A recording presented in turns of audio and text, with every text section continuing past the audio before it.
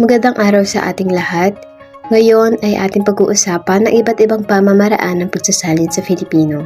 Ang aming ulat ay naglalayong suriin at bigyan diin ang kahalagahan ng mga pamamaraang ito sa pagpapalaganap at pagpapahayag ng kulturang Filipino.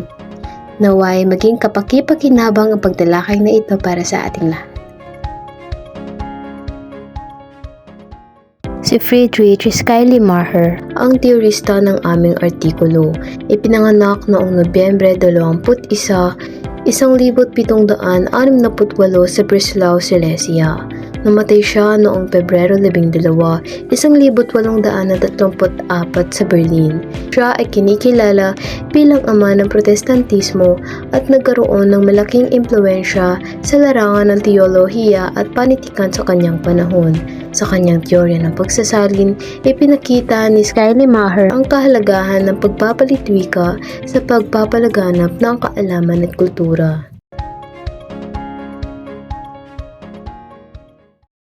Sa kanyang akda na On the Difference Method of Translating noong 1813, ipinaliwanag niya ang pagsasalin bilang isang proseso ng interpretasyon at pagpapakahulugan ng teksto, kung saan ang layunin ay ang pagpapakilala ng diwa o kahulugan ng orihinal na teksto sa wika ng tagapagsalin.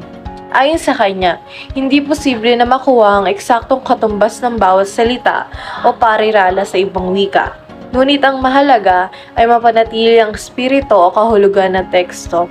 Ganito ang kanyang definasyon ng pagsasalin bilang isang pag-aaral na may kinalaman sa komunikasyon ng kultura at kahulugan na sa iba't ibang wika.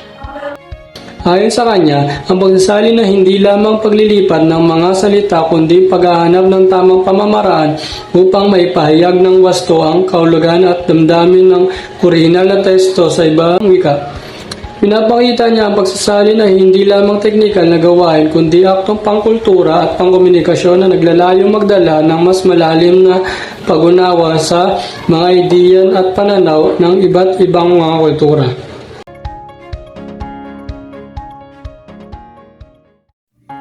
Binigyan diin ni Friedrich Schily Maher ang kahalagahan ng pagsasali sa pag-unawa at pagpapalaganap ng mga kultural na ideya at karanasan.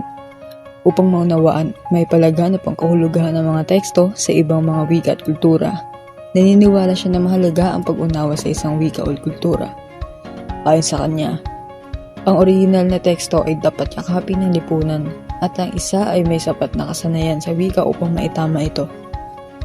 Sa pamamagitan ng pagsasalin, ang mga tao ay makakaranas at makakapag-usap sa iba't ibang kultura at pananaw. Ang pananaw ni Friedrich Schily Maher sa pagsasalin ay hindi lamang tungkol sa pagsasalin ng mga salita mula sa isang wika patungo sa isa pa, kundi tungkol din sa pangangalaga sa diwa o kahulugan ng orihinal na teksto. Ang pagsasalin ay hindi lamang tungkol sa pagsasalin ng mga salita, kundi tungkol din sa pananatili ng orihinal na kahulugan at nilalaman ng teksto sa bagong wika.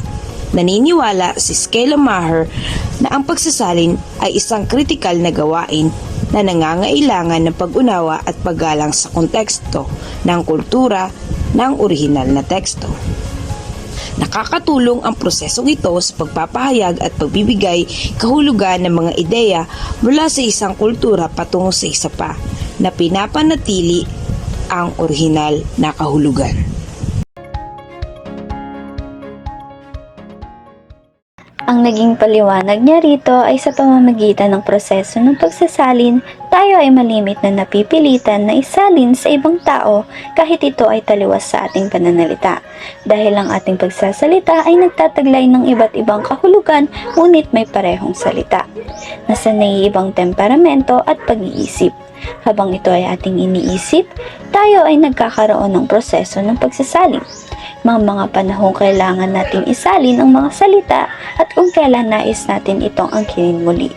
Ito ay tumatalakay sa kahalagahan ng kasanayan sa wika at kung paano ito ginagamit sa iba't ibang aspeto ng buhay.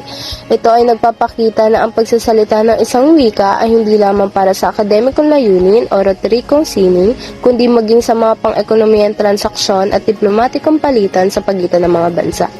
Binibigyan din nito ang kahalagahan ng pagsalin sa sariling wika at dialekto, kung saan ang paggamit ng sariling wika ay mahalaga upang matiyak ang parehas na pag-unawa sa pagitan ng mga individual mula sa iba't ibang kultura at bansa, at nagpapakita rin ito ng pagkilala sa kahalagan ng wika bilang instrumento ng komunikasyon at pagkakaroon ng malawak na pag-unawa. Ang teorya o pag-isip nito ay nagpapaliwanag kung paano ang pagsasali ay isang mahalagang proseso ng komunikasyon sa pagitan ng mga wika. Binibigyan din nito ang kakayahan ng mga tao na magsalin mula sa isang wika tungo sa iba, na hindi lamang simpleng pagsasalin ng mga salita kundi ang pagtutok sa kahulugan at layunin ng orihinal na teksto. Pinapakita din ito na ang pagsasalin ay hindi lamang limitado sa mga salita, kundi pati na rin sa pagpapahayag ng mga kaisipan at damdamin. Ang pagbabagong anyo ng mga salita ay kaisipan sa pagsasalin ay nagaganap batay sa iba't ibang konteksto at pangangailangan ng komunikasyon. Sa pamamagitan ng literal na pagsasalin, ginagawa ito based sa literal na salita.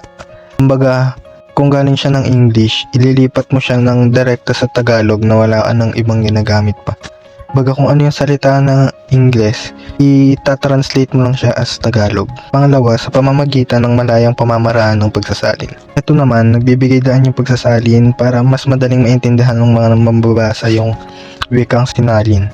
Hindi na kailangan galing pa dun sa literal na kahulugan. Ang mahalaga, naiintindihan lang nila ito. Ang interpretatibong pamamaraan ng pagsasalin ay isang paraan ng pagsasalin na naglalayong maunawaan at bigyang kahulugan ng orihinal na teksto sa pamamagitan ng pagtanggap sa kahulugan nito at pagbibigay ng bagong version ng teksto na sumasalamin sa kulturang tinatanggapan ng bagong mga mambabasa o tagapakinig. Sa pamamagitan ng pamamaraang ito, hindi lamang sinasalin ang mga salita, kundi pati na rin ang kahulugan, tono at konteksto ng orihinal na teksto, upang maging kaaya-aya at may saysay ito sa bagong wika o kultura. At dito nagtatapos ang aming paksa. Naway inyong naunawaan ang iba't ibang pamamaraan ng pagsasalin sa Filipino. Nagpulot nawa ito ng aral para sa ating lahat. Muli, kami po ang pangkat-4 mula sa Section 2 BSHM 4J.